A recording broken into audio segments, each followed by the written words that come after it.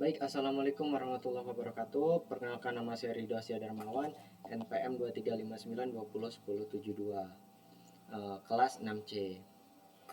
Jadi di sini saya menganalisa sistem pakar diagnosis penyakit daun pada tanaman ya. Karena menurut saya masalah ini sering dialami oleh beberapa petani di desa saya ya. Jadi memang banyak sekali penyakit tanaman yang memiliki gejala itu hampir sama, sehingga cukup sulit untuk membedakannya hanya dengan melihat daun saja.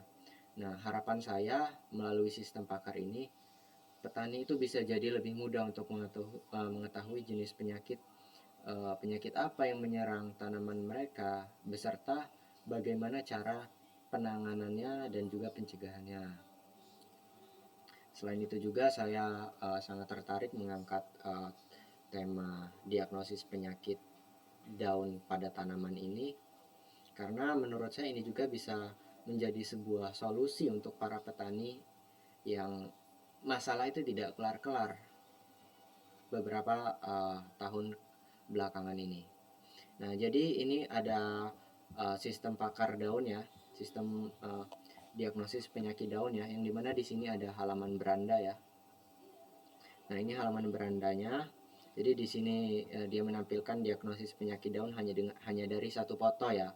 Jadi kita hanya mengunggah foto, nanti langsung dijelaskan apa penyakitnya dan bagaimana cara pencegahannya. Nah, di sini ada kelas, untuk kelasnya ada kelas kondisi daun dia ada 15, jenis penyakit hamanya dia ada 12, jenis tanaman yang didukung 3, dan juga estimasi waktu diagnosisnya itu kurang dari 5 detik.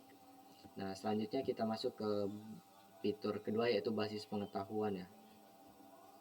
Nah, jadi di basis pengetahuan ini, dia ini sebuah katalog penyakit daun ya. Jadi memang kumpulan pengetahuan fitopatologi yang menjadi rujukan mesin inferensi sistem pakar ini. Dia itu di sini mencakup ada beberapa hal, mulai dari gejala, penyebab, dan juga cara penanganan dan pencegahannya untuk setiap kondisi daun itu bagaimana. Nah, ini yang semua tanaman ya. Coba kita di cabai paprika saja. Nah, di sini P01 ini bakteri bercak bakteri atau bacterial spot ya. Jadi dia ini infeksi bakteri yang menyerang daun, batang, dan buah cabai.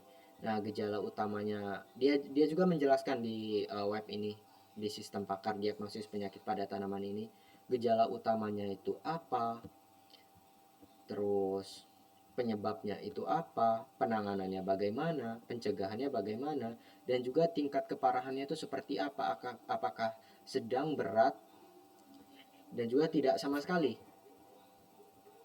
Nah, di sini ada tentang sistem ya. Jadi di sini ada penjelasan atau metodologinya tentang sistem pakar ini. Dia menjelaskan arsitekturnya, metode kecerdasan buatannya, dan juga basis pengetahuan yang digunakan dalam mendiagnosis penyakit daun itu. Nah, jadi ini ada penjelasan atau definisi ya, apa itu sistem pakar atau expert system ya. Dan juga di sini ada arsitektur. Jadi memang di arsitekturnya ada 4 komponen sistem pakar ya pada aplikasi ini.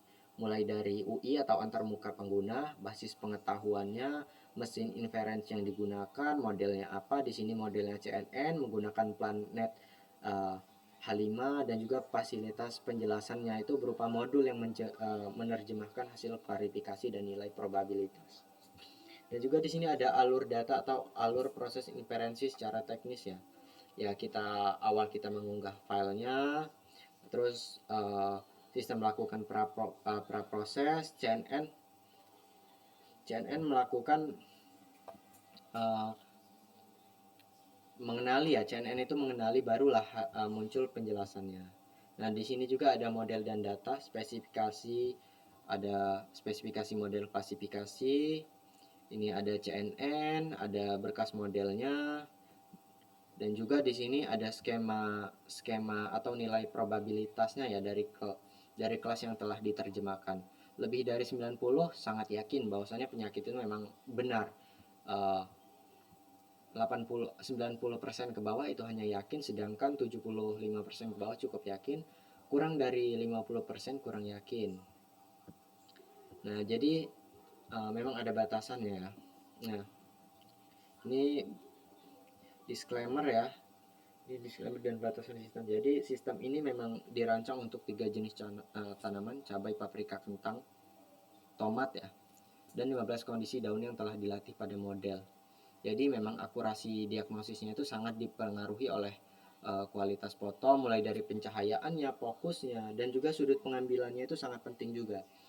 Nah, jadi hasil diagnosisnya ini juga bersifat sebagai alat bantu ya, atau decision support ya, dan juga dia tidak menggantikan pemeriksaan langsung oleh ahli fitopatologi atau penyuluh pertanian lapangan PPL ya untuk kasus serangan berat. Dan juga dia kan merekomendasikan ya di pencegahannya menggunakan pestisida atau fungisida ya.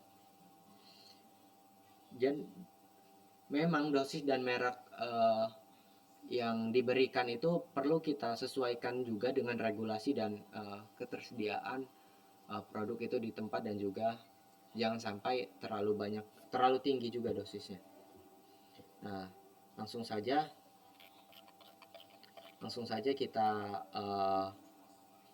melakukan penjelasan tahap bagaimana sistem ini bekerja. Yang pertama kita mulai diagnosis. Nah, kita diagnosis dulu penyakit pada penyakit daun pada tanaman ini ya. Kita jalankan diagnosis. Kurang dari 5 detik dia langsung memberikan penjelasan penyakitnya apa. Nah, jadi penyakitnya di sini yaitu hawar daun ya, atau busuk daun ya, leaf blight ya. Nah, jadi tanaman ini terdeteksi tomat. Cakupan diagnosisnya 15 kondisi daun pada 3 jenis tanaman. Nah, tingkat kepercayaan sistem atau Keratinity ya, Keratinity faktor itu 54,69% cukup yakin.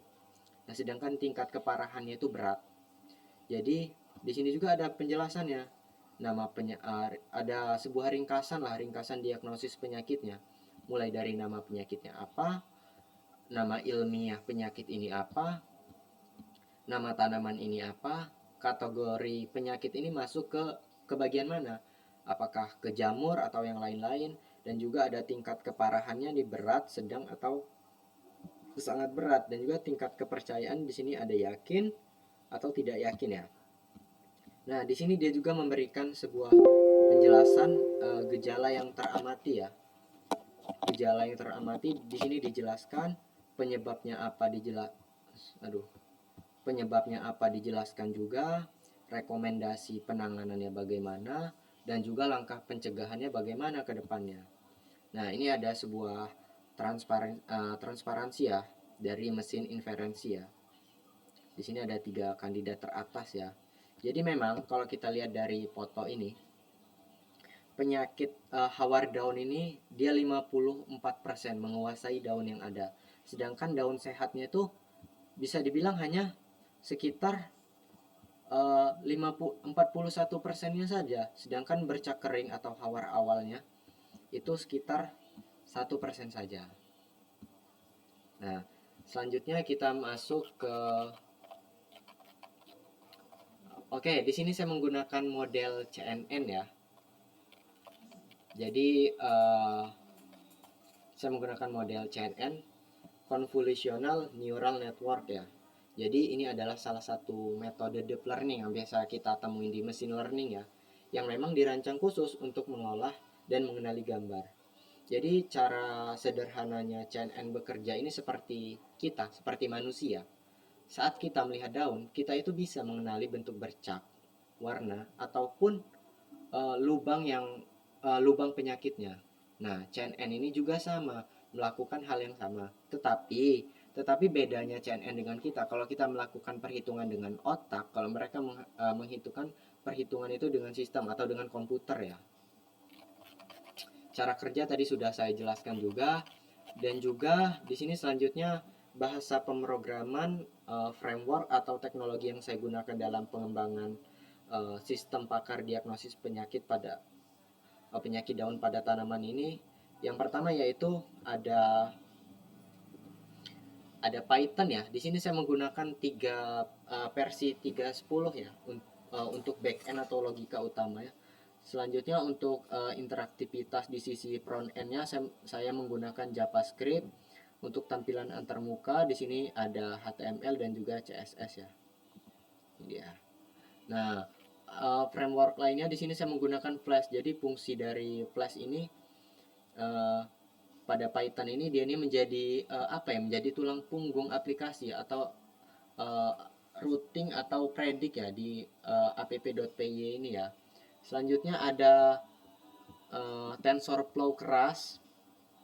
Nah, kalau kita lihat di sini ada TensorFlow keras ya. Jadi fungsi dari TensorFlow keras ini untuk memuat dan menjalankan model deep learning. Saya juga menggunakan Scikit image ya. Jadi fungsi skimage atau ya biasa kita sebut itu skimage lah ya. Tapi kalau secara tulisan itu Scikit image ya. Tapi kalau secara singkatan dia skimage ya. Jadi fungsinya untuk pemrosesan gambar. Saya juga menggunakan NumPy ya untuk operasi array atau numerik pada data gambar. Dan juga ada Workzak ya, itu sebuah utilitas untuk menangani upload file dengan aman ya.